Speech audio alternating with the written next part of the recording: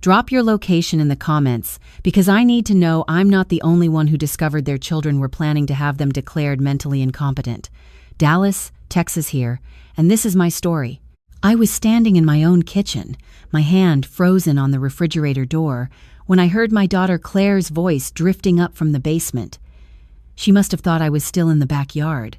Her voice was sharp, businesslike, nothing like the sweet tone she used when she wanted something from me. The lawyer said, "We need documentation, like 3 instances of her forgetting things or making bad decisions." My son Marcus responded, and I could hear the smirk in his voice. "That shouldn't be hard. She's 62, Mom. We just need to make it look concerning enough." I should have walked away. I should have made noise, let them know I was there. But I stood there, frozen, listening to my own children plot to take control of my life. "Once we have conservatorship," Claire continued, "we can sell the house, move her into one of those senior communities. The cheap ones, she doesn't need much, and we split the money from the sale. I already talked to a real estate agent. The house is worth at least $800,000, probably more. $800,000, my home. The house I'd bought with my first big commission 30 years ago. The house where I'd raised them alone after their father walked out. The house I'd worked 70-hour weeks to keep." I closed the refrigerator door very quietly and walked back outside, my legs shaking. I sat on the patio chair, staring at the garden I'd spent 20 years cultivating, and something inside me went very cold and very clear. Let me back up. My name is Margaret Hayes. I'm 62 years old, and until that moment in my kitchen, I thought I'd done everything right.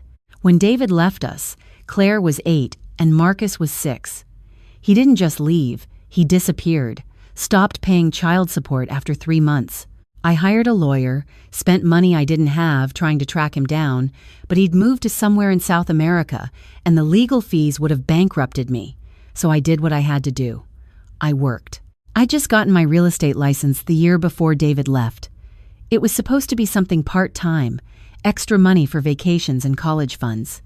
Instead, it became our lifeline. I took every listing, every open house, every difficult client no one else wanted. I showed houses at 7 in the morning and 9 at night. I worked weekends, holidays. I hired babysitters I could barely afford and felt guilty every single day. But I provided. Claire got her braces. Marcus got his football equipment. They both went to good schools. I paid for SAT tutors and college application coaches. I took out a second mortgage to pay for Claire's wedding. A wedding that cost $45,000 because she wanted everything to be perfect. I gave Marcus and his wife Jennifer $50,000 for their house down payment. "Just a loan, Mom," he'd said. "We'll pay you back."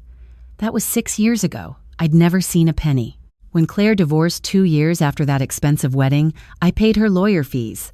$17,000. "I'll pay you back, Mom," she'd promised, "once the settlement comes through." It never did. I kept working. Even after I turned 60, when most of my colleagues were retiring, traveling, enjoying their grandchildren, I kept working because my children always needed something. Claire's car broke down. Marcus's business had a rough quarter. Their kids needed private school tuition. I loved them. I want to be clear about that. I loved my children desperately, and maybe that was my mistake. But standing in my backyard, listening through the open basement window as they discussed doctors who might be willing to say I was showing signs of dementia, that cold clarity spread through my chest like ice. I didn't confront them that day. I played the part. When they came upstairs, I smiled. I hugged them. I listened to Claire tell me about her yoga class, and Marcus complain about his commute. I served them the lasagna I'd made because Marcus had mentioned he was craving it. And while they ate my food at my table in my house, I smiled and planned. The next morning, I called my own lawyer. Not the one who'd handled my real estate closings. A new one. Someone my children didn't know. Her name was Patricia Chen, and she was sharp as a knife. "I need to make absolutely certain no one can have me declared incompetent," I told her, "and I need to know my legal options."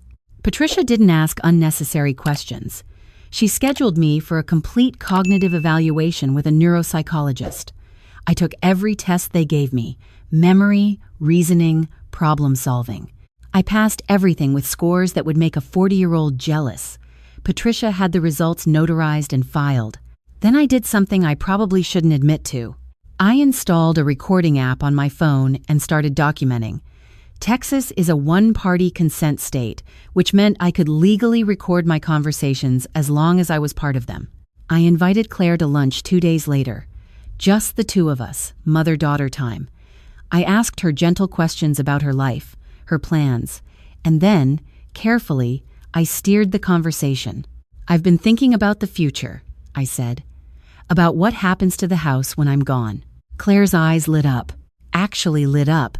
"Oh, Mom, you don't need to worry about that right now. You're healthy. You've got years ahead of you." "I know, honey, but I want to be prepared. I was thinking maybe I should set up a trust or something." "A trust?" She looked alarmed. "That seems complicated and expensive. You don't need that. Marcus and I can handle everything when the time comes. We'll take care of you, Mom. What if something happened to me? What if I got sick and couldn't make decisions?" She reached across the table and patted my hand. The gesture made my stomach turn. Then we'd step in. "Marcus and I have already talked about it. We'd make sure you were taken care of. You wouldn't have to worry about anything." "You've talked about it?" I kept my voice gentle, curious. "Well, sure. Just planning ahead, making sure we're prepared, in case you ever needed help managing things." Every word recorded. Every patronizing pat on the hand. Every lie dressed up as concern. I did the same with Marcus. Took him to his favorite steakhouse, ordered his favorite bourbon, and asked similar questions. He was even less subtle than his sister. "The house is too big for you anyway, Mom," he said. "You should really think about downsizing. Those senior communities are nice. Some of them have pools, activities. You'd make friends." "I have friends, Marcus. I just mean, you're getting older. It's a lot of house to maintain, a lot of stairs. What if you fell?" "I'm 62, not 92. He laughed, but it was forced. I know. I'm just saying it might be time to think about these things. Claire and I could help you find a place, something smaller, more manageable. And the money from selling could give you a really comfortable retirement." "Would it?" I asked. "Or would that money help with your business expansion?" He had the grace to look uncomfortable for about half a second, then he recovered. "I'm thinking about your future, Mom. We both are." All recorded, all saved, all backed up to 3 different cloud services. Patricia listened to every recording. She read through my financial documents. I'd kept meticulous records of every dollar I'd given my children over the years, every loan that was never repaid, every emergency I'd funded. The total came to over $375,000. "You've been incredibly generous," Patricia said, and there was something in her voice that wasn't quite approval. "I'm their mother." "You were. You are." "But Margaret, they're planning to take everything from you, not after you die. Now, while you're healthy and competent and fully capable of managing your own affairs." I looked at her across her beautiful mahogany desk. "Tell me what I can do." What I did was this. I put my house on the market, not with my old firm where people knew me and might call Claire or Marcus, with a new agency, a young, hungry agent who promised discretion and a fast sale. The market was hot. I got an offer within a week, $50,000 over asking. I accepted immediately. I hired a moving company, not local, one that specialized in long-distance relocations. I told them I needed to be out in 3 weeks. I opened new bank accounts at a different bank. I transferred everything, every penny. I changed my phone number. I set up a new email address. And then I started packing up my life. It was strange, sorting through 30 years in that house. Claire's baby pictures, Marcus's football trophies, the Mother's Day cards they'd made in elementary school, covered in glitter and misspelled words and so much love. Had I imagined that love? Or had it been real once, before I became just a resource to them, an ATM with a pulse? I found the cards they'd sent me for my 60th birthday 2 years ago. Claire's was generic, something she'd clearly picked up at the grocery store. Marcus's was even worse, one of those musical ones that played a tinny rendition of Happy Birthday. Neither of them had written anything personal inside, just their names. I threw them away. It felt good. I kept some things. Photos from when they were small. A few pieces of furniture that had belonged to my mother. Everything else I sold or donated. Let someone else have the couch where Marcus had spilled juice 1,000 times.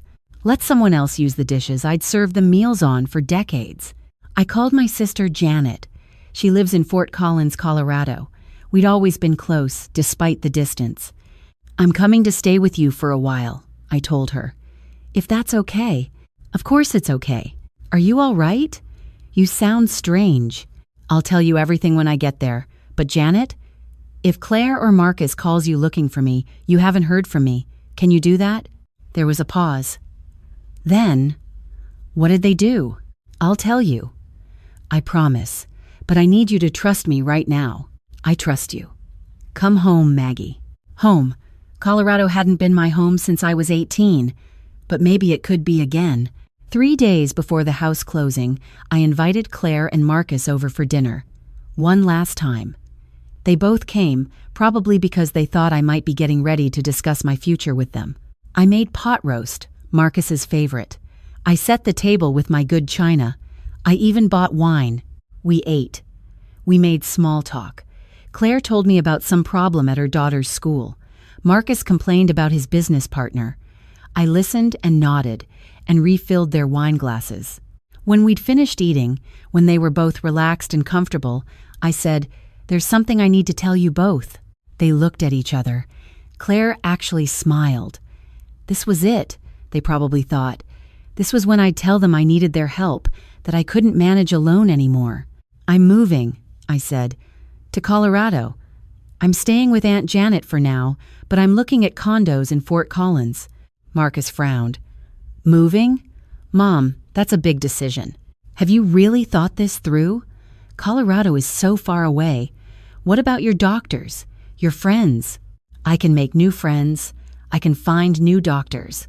Claire leaned forward. "Mom, this seems really sudden. Maybe you should wait. Think about it more. We could help you find a place here in Dallas, somewhere smaller, easier to manage." "I've already thought about it. The decision is made. But the house Marcus started is sold. We close in 3 days. I got a wonderful offer. The buyers are a young family with 3 kids. They're going to love it here." The silence was profound. Claire's face went white. Marcus's went red. "Sold?" Claire's voice was barely a whisper. "You sold the house? Without even telling us?" "It's my house, Claire. I didn't need your permission." "But where will we?" She stopped herself, but not fast enough. "Where will you what?" I asked gently. "Where will you get the money you were planning on?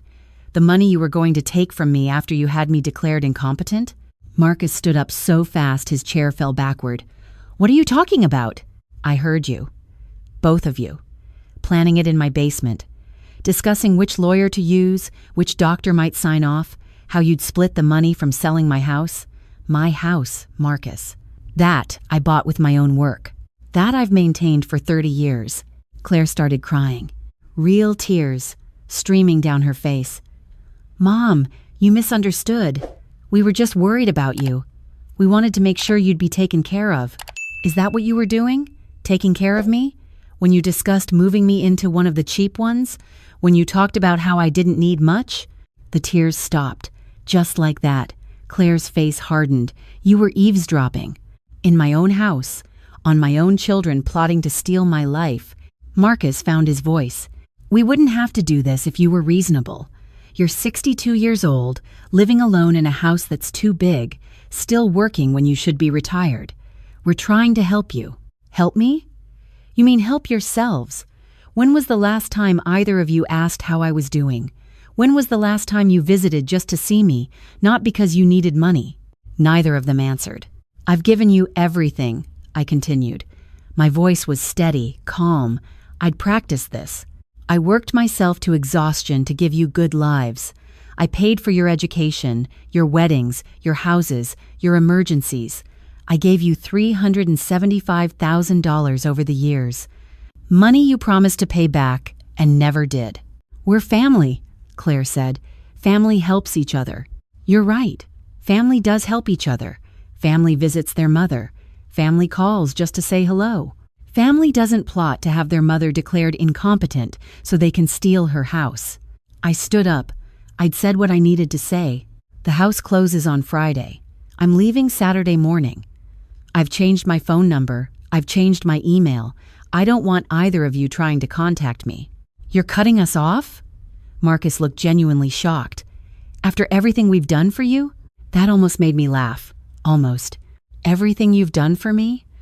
What exactly have you done for me, Marcus? Name one thing. He couldn't. Neither could Claire. That's what I thought, I said. You can see yourselves out. Leave your keys on the table. Claire tried one more time. Mom, please. We can fix this. We can talk about this. There's nothing to fix. There's nothing to talk about. You made your choice when you decided I was worth more to you as a controlled asset than as a mother. I'm making mine now. I walked upstairs to my bedroom and closed the door. I heard them arguing in hushed voices downstairs. I heard Claire crying again. I heard Marcus slam the front door. I heard their keys hit the table. And then I heard my house go silent. I sat on my bed, the bed I'd slept in alone for 23 years, and I waited for the grief to hit, the regret, the doubt. It never came. Instead, I felt light, lighter than I'd felt in years. The closing went smoothly. The young family was lovely. The wife, Sarah, had tears in her eyes when I handed her the keys. We're going to take such good care of it, she promised. I know you will, I told her. Fill it with love. That's what houses are for. I packed my car with what I was taking. Everything else was already in the moving truck, heading to Colorado. I took one last walk through the empty rooms. They echoed without furniture, without the weight of all those years. I didn't cry. I'd already cried all the tears I had for this place, for those children I'd raised, for the mother I'd been. I drove away on a Saturday morning. It was May, and Texas was already hot, but I was heading north, to mountains and cool air and my sister's guest room. I didn't leave a note. I didn't send an email.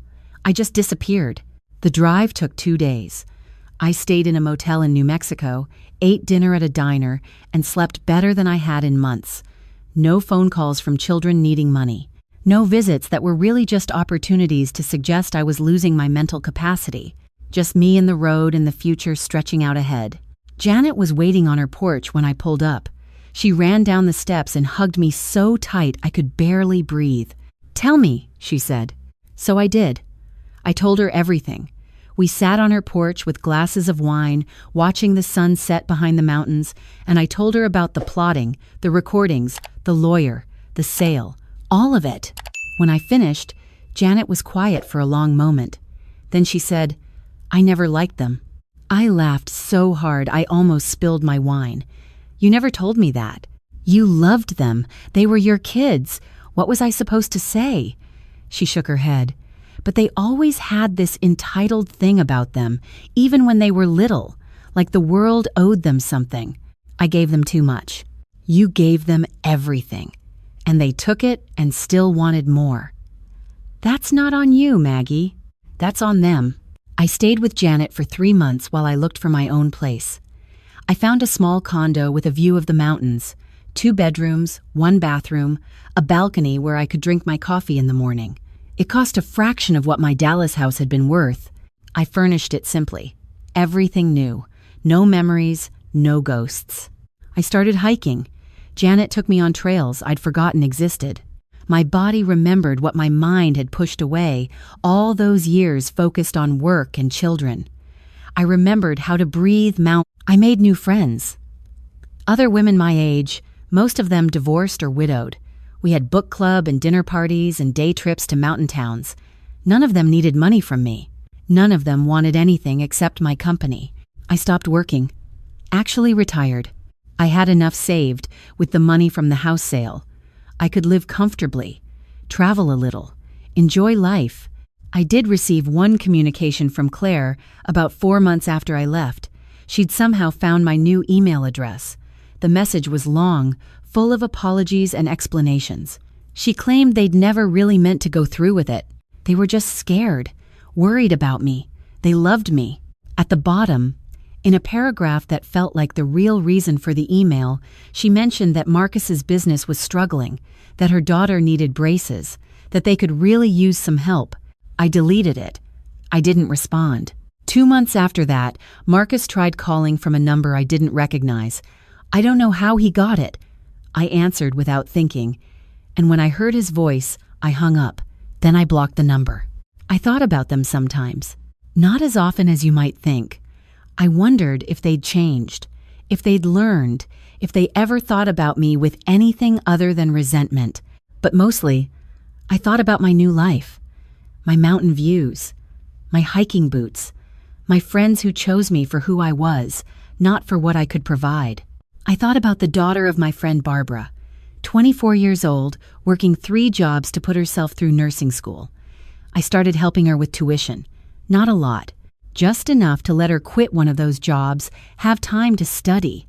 She sent me thank you cards, actual handwritten cards. She visited me and brought flowers and told me about her classes. She introduced me to her friends as my fairy godmother. She didn't owe me anything. I didn't want her to. I just wanted to help someone who would appreciate it, who would use it to build something good. That's the thing my own children never understood. Generosity is a gift, not a debt. And gifts can be given or withheld based on the worthiness of the recipient. I'm 63 now. I've been in Colorado for a year. I've hiked 73 different trails. I've read 42 books. I've learned to paint watercolors. I'm terrible at it, but I don't care. I sleep well at night. I wake up happy. I drink my coffee on my balcony and watch the sunrise over the mountains and feel grateful. Not grateful for what I lost, but for what I found. Myself, my peace, my freedom. My children made their choice. They chose to see me as a resource, not a mother. They chose their inheritance over their relationship. And I chose myself. Finally, after 62 years of choosing everyone else, I chose myself. I don't regret it, not for a second. Sometimes I imagine what they must have thought when they realized the house was really sold, when they tried to contact me and found every number disconnected, when they understood that their future plans, their assumed inheritance, had vanished. I hope it taught them something. I hope they learned that you can't treat people as means to an end, even if those people are your parents. But whether they learned or not isn't my problem anymore. I'm here, in the mountains, living the life I should have been living all along, surrounded by people who value me, free from the weight of ungrateful expectations. I built my children a good life, and they threw it back in my face, so I built myself a good life instead, one where I matter, one where I'm more than a bank account with a heartbeat. And you know what? It's beautiful.